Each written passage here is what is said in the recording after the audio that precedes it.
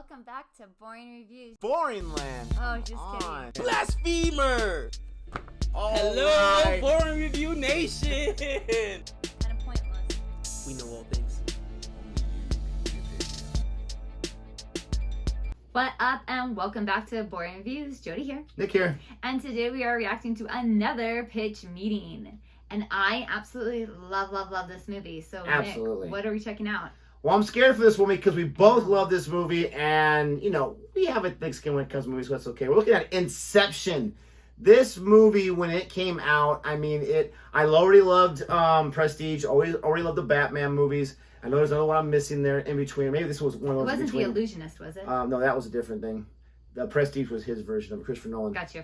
And so when this one came out, I was like, okay, this guy is hands down the best director, best visionary in Hollywood right now.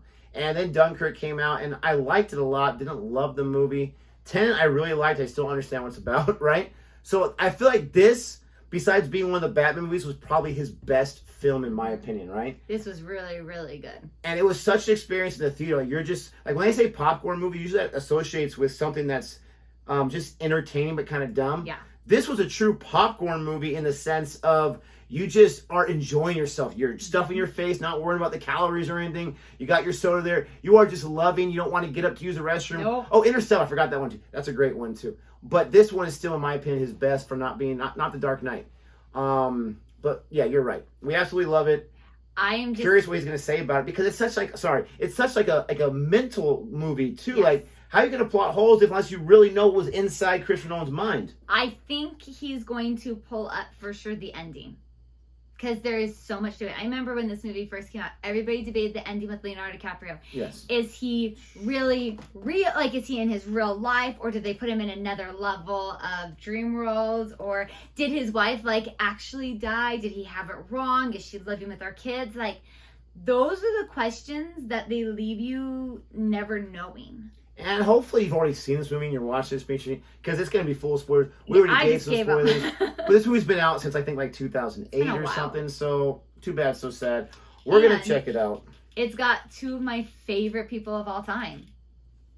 I love Leonardo, but DiCaprio, yeah. I just forgot his name. Joseph Gordon. Gordon-Levitt? Yes, Joseph Gordon-Levitt. All I can remember is Gordon. Yeah, he's great in this. I think he's one of your favorites, though. Well, I had the biggest crush on him when I was a teenager, 30 and Rock. he was in Third Rock from the Sun. I was Third like, Rock. oh, was it just Third Rock? Yeah, it was. Just kidding. 30 Rock was something else. It was Third Rock from the Sun. Okay, Third Rock from the Sun. See, I'll say it. I First. liked him. I knew him. Yeah. Third Rock from the Earth, whatever. I was like, oh, he's so cute. His long hair. Well, he's still cute, but yeah, the long hair we can get rid of. If you like our reaction anyway, please don't forget to Like, subscribe, and hit that notification bell. All right. Be kind to us here. Don't even think about besmirching the great name.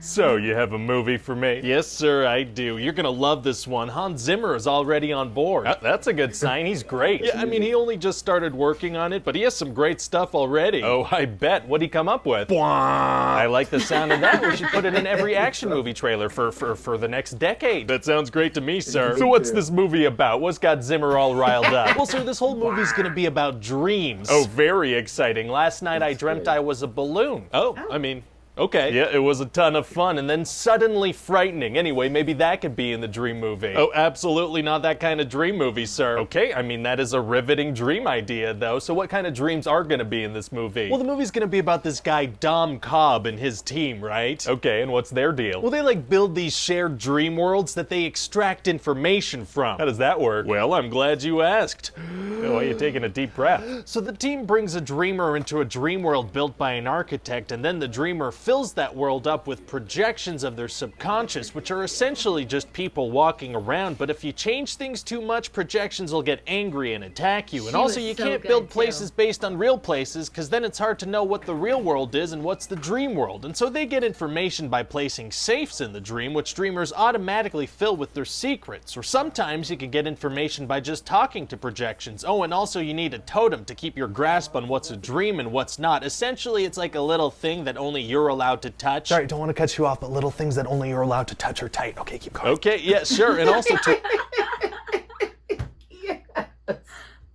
That was great. I wanted to pause it because you're right.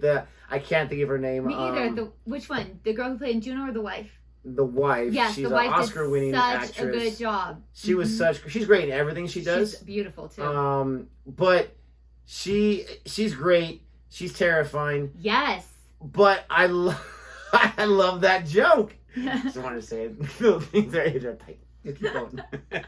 And so far, it's very smart the way he's going about it so far, is they're making their jokes outside of what's wrong with the movie, just trying to explain the movie. I like that, and bonk, that was hilarious.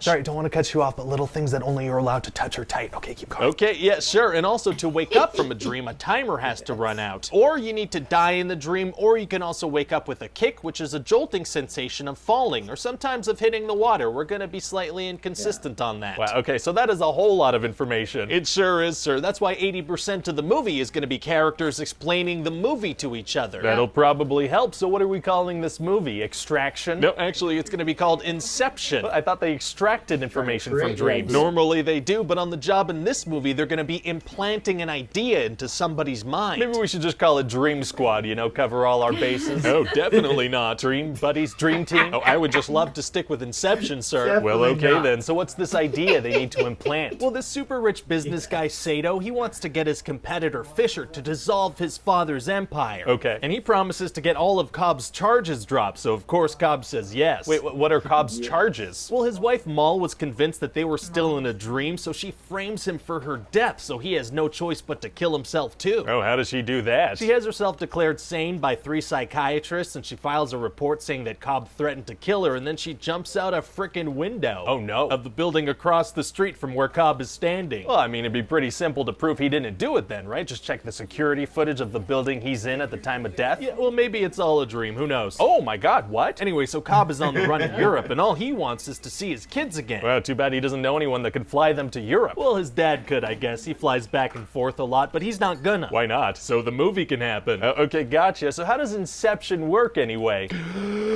So to perform Inception, they need to have multi-level dreams, like dreams within dreams. And it's best if the idea they're trying to plant comes from a father figure and there's some time dilation between the levels of the dreams, so time stretches out further the deeper you go, and to wake up you need a chain of synchronized kicks on all the levels at once, which you can synchronize by playing music in the ears of the dreamers. Okay, cool, got it. Really? I don't know.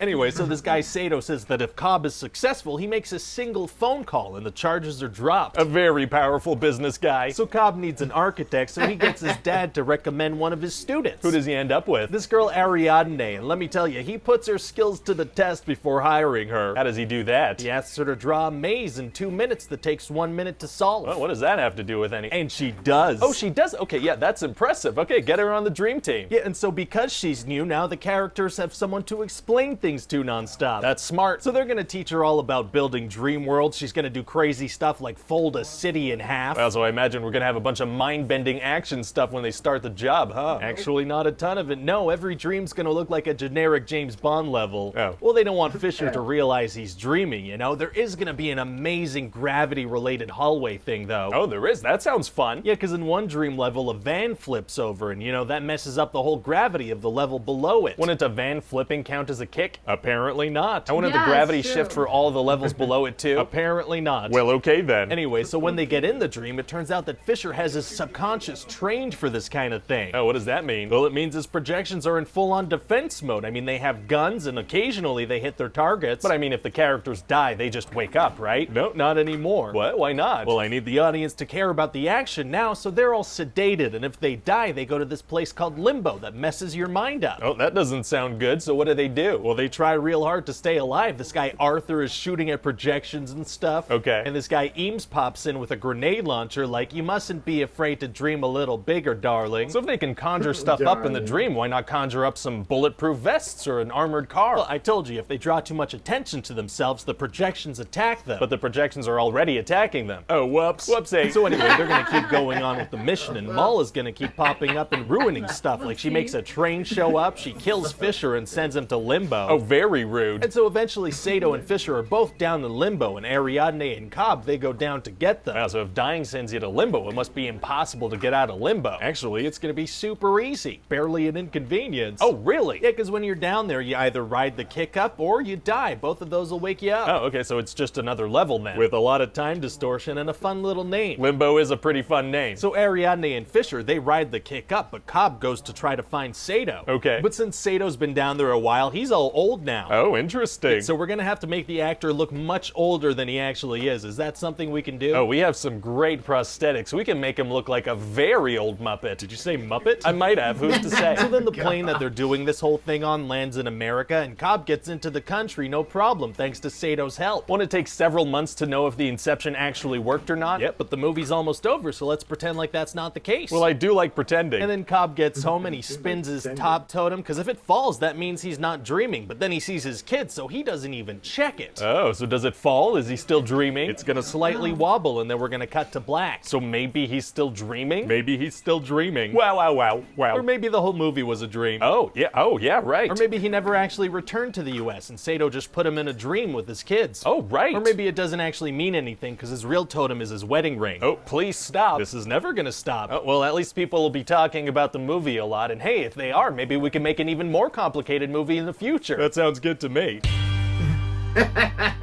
Even the actors have to understand it.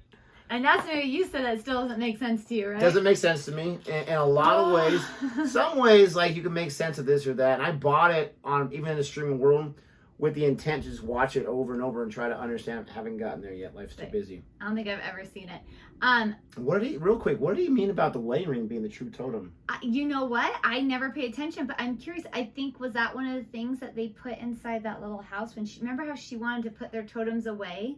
Yeah, Because like she that was his loved it? original totem. Yeah, I'm wondering. And I then can't she- remember. Was it because she got dangerous Well, and so he had to get a different thing? So I could be remembering this wrong because we've not Anyways. seen it for years, but I think that was her totem that he had. Yeah, I think so too. I think it was hers, and he think they had the did say wedding that. ring.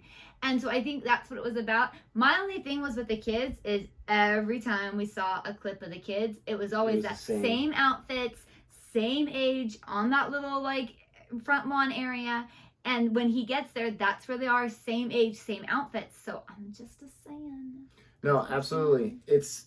I remember getting into so many arguments, not like friendship ending arguments or like relationship Debates. ending, but like serious debates and fun debate. I love these kind of debates, but like me feeling kind of angry that I felt differently than other people felt and that they felt differently than me, because to me, and maybe because I just want a happy ending, I was like, oh yeah, it was wobbling. It was obviously going to fall over. I don't But then think so. someone else is like, no, it's really what you think. It's what you want to see is what you're, because it does, he even mentioned it does move a little bit, but it doesn't mean that it's going to fall, right? Now, to me, I think, I could be wrong, I have to watch it again. Every other time he spun it, I think it spun perfectly. So the wobble kind of told me this or that, but it's still not enough evidence. To your point, the kids looked exactly the same. They would have been older.